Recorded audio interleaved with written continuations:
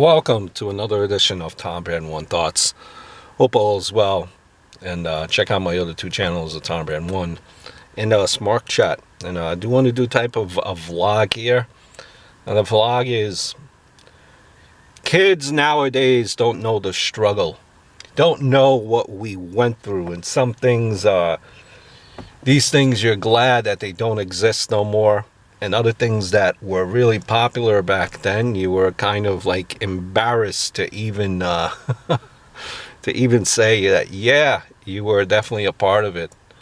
When I look at a few things, remember a few things back then. Right now, we all have GPSs in our cars. You know, the GPS, it tells you where you're going from point A to point B. If you're lost, have no fear. All you gotta do is just put in the address in your GPS. You're on your way. It tells you when to make a right, when to make a left. Smooth sailing. Don't even worry about anything. But back then, MapQuest.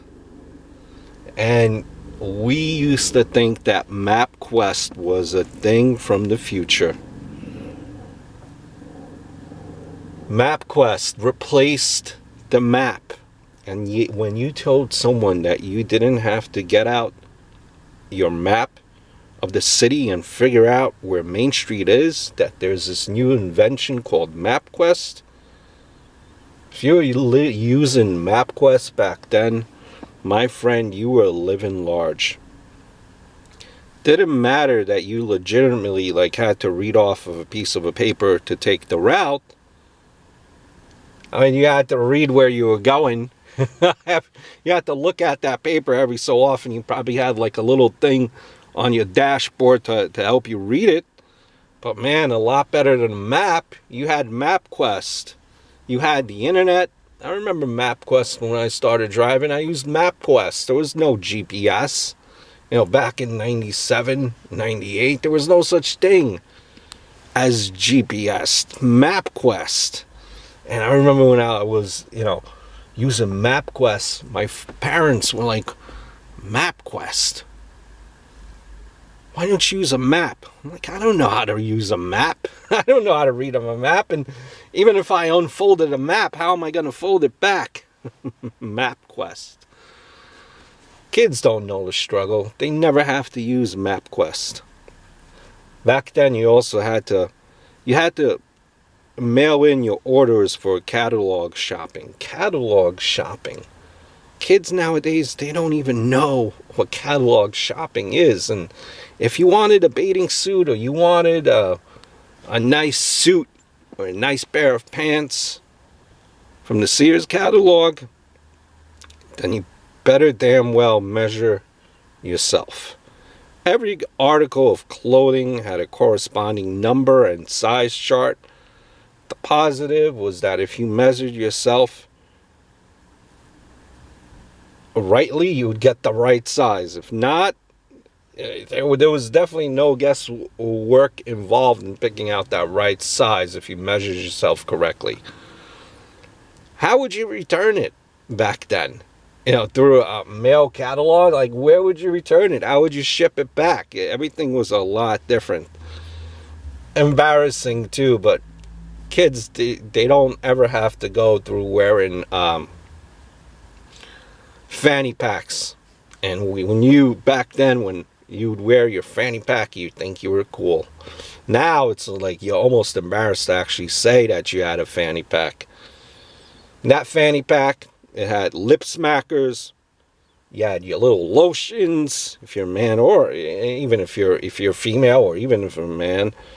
And that $5 bill you carried everywhere, just in case of an emergency. If you were lucky, it also held a couple of Tootsie Rolls too.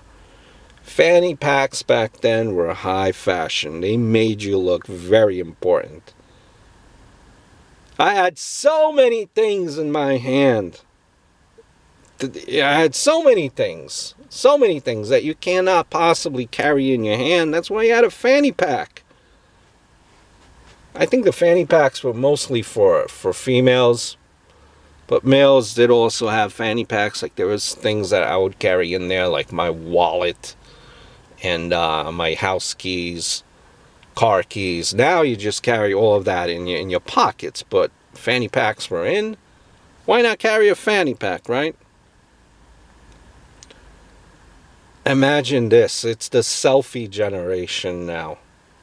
Selfie. You take a picture with your camera phone. You see that picture. You don't like the picture. You get to take that picture all over again. Back then, even you had the disposable cameras or you had the regular cameras. You didn't have phones. When cell phones really came out around when I was in high school, probably around 96, very far and few between that people had cell phones. And even then they didn't have cameras. If you had a Nextel with the two-way chirp, you were living large. You were considered very popular with your phone. But they used to have disposable cameras. You see those disposable cameras. You get them at your local CVS, Walmart. They still have them, but they're far and few between. Back then the selfie didn't exist. It was more like the hold your breath and pray that you got everyone's head in the frame type of moment when you be taking those pictures with those disposable cameras. And boy, did it take practice to get wrong. Not to mention, you only had 24 shots on those cameras. If you were going on a trip, you better have packed more than one of those bad boys, because it takes 24 shots. Don't worry, you could have stored them in your fanny pack. Kids don't know the struggles. Right nowadays, if you're in school, you need to do some type of a report. You just go on your various websites, and all that information pops up. Well, back in my day, we had encyclopedias. Do they even have encyclopedias nowadays? Doing a paper, you actually had to do your research. You had to go to get encyclopedias, books. Now everything is just online in a matter of your fingertips. There was no Google back then. Books were more or less your saving grace. You had to read all the information placed in front of you and picked out which information pertains to the topic that you're writing about. There was no Control plus F to find keywords you need. If you were lucky, you were around when Ask Jeeves came into play. Remember Ask Jeeves? And even then, he wasn't really the most helpful quote-unquote butler in history. If you wanted to see a movie too back then, kids, you had to actually look up the times in the newspaper. What? I know, right? You either looked it up or you called the theater yourself. No phone apps, no web searches, good old-fashioned newspapers. You better hope you were looking at the right theater, because this happened to me numerous times. Otherwise, you'll be waiting a couple hours in the lobby waiting to see that movie, but because you didn't look up the right theater, it's not playing in the movie. You remember TV Guide? Back then, if you missed your show, you missed your show. You got the TV Guide every Sunday with your newspaper. There's also actually even like a TV Guide book that's sold in the newsstands. You'd go through every night and figure out which episodes of your show were playing that week. When is Married with Children on this time? What's going on in that episode? How about Full House? How about All in the Family? Well, you have to look in the TV Guide. If you wanted to watch it, you better make sure you watch it live. You didn't have a DVR, PVR, or the ability to watch shows the next day online. Not to mention, if you didn't catch that show, that popular show of that time, you'd be out of loop with all the conversations at school about that show the following day. Back then too, we only, when the internet first came out, I remember now you really need like a email address for everything, pretty much. But back in those days, you only really checked, when the internet first came out, you only checked your email every couple of days, because it was never anything was really important. If it was important, it would be, you would get a phone call or come through the mail. Back then, in my generation, email was more of a hassle because everything was pretty much junk mail. But now everything that's important goes to your email as well. Email confirmations of your trip that you're taking. We're going to email your tickets to the show that you want to watch. Nothing really is done by mail anymore. It's all done through email.